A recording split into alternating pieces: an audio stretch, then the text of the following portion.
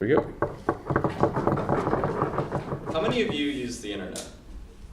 Over 78% of Americans use the internet on a daily basis. I personally use the internet every single day of my life, and I have been for over a decade, really as long as I can remember. Net neutrality and the internet are intertwined, fundamentally.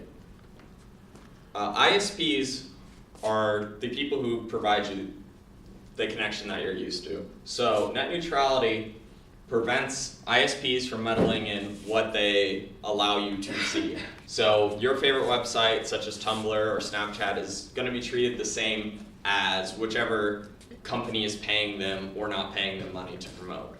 So I'm going to first talk about the why net neutrality is not stifling competition. I'm going to talk about why net neutrality is actually the solution, and classifying broadband under Title II, which is basically as a utility, will keep the internet free and open. And finally, I'm going to talk about how net neutrality affects the outcome of the internet in the future. Oh, oops, I found it already. Anyway, so according to Lee from the Journal of Korea 2018, they are talking generally about how ISPs and companies similar across the world have a monopoly on a daily life resource. We use the internet constantly. It's basically a utility to us. Like, imagine if you went to the sink, you turn on the water, it runs fine. Then you go to the bathroom to turn on the light, only half the lights go on, or they take a while. That doesn't make much sense because everyone should have equal and free access to their utilities. So, according to Signal Ryan from Wired in 2018, he talks about how he wouldn't have been able to even create a company if it wasn't for this free and equal access. He'd be put in a slow lane, such as this horrible pipe versus the lightning fast pipes we're all used to, and his overhead costs would basically make him an irrelevant competitor. So his company, he wouldn't exist if it wasn't for net neutrality and equal access to the internet. So net neutrality isn't stifling competition, it's actually allowing it to flourish in the way that we all want capitalism to actually work. So I'm going to talk about how assigning broadband to Title II is actually the right way to go and not preventing better access to the internet for us users. So the ISPs, if are not classified by Title II, basically makes them treated not as a utility.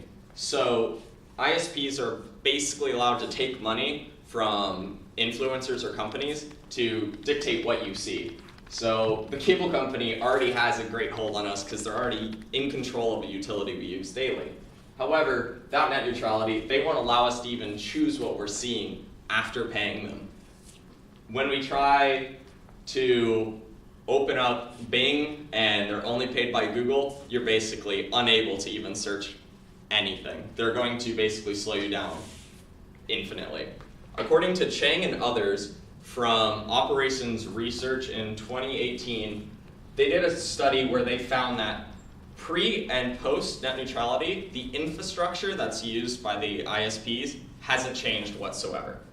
Basically meaning net neutrality didn't cost them more to upgrade so that they can handle all the server stress.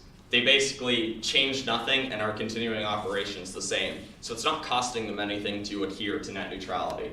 If anything, it just loses them the opportunity to slow your internet down. According to Brodkin from, Brodkin stated that the internet's free and open use is actually the reason that small businesses are capable of growing. And when in a stock meeting, the ISPs have to be completely open and forthright with their stockholders. The stockholders were told by all these ISPs that net neutrality has not affected their profits, not affected operation, has not affected future plans. Basically, net neutrality has not hurt their competition, their drive to make a better product for you whatsoever, no matter what they might say. So, ISPs under Title II will affect the future of the internet. the internet's future should be an open and free area. According to Goldman in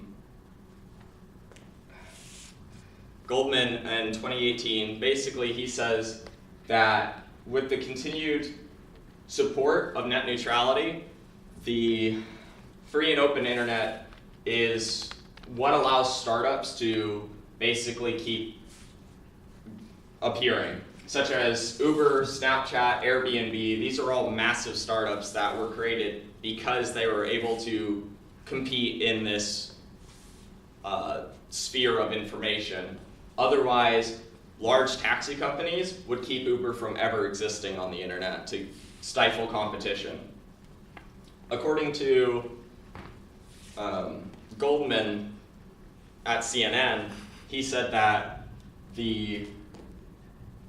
basically the big guys here in this picture, they aren't going to allow net neutrality to exist as long as we're not fighting back. So I've discussed how net neutrality is not an issue, and classifying broadband under Title II is actually a solution, and that the future of the internet depends on net neutrality. And I urge you to go to this website link. It's basically house.gov. It shows you which representative represents you, and the fight's not over for net neutrality. And come April 20th or 24th, basically there's going to be the repeal of the regulations of net neutrality, but there's still the ability to revert that. So I urge you to go and call your representative. Thank you. Thanks, Luke.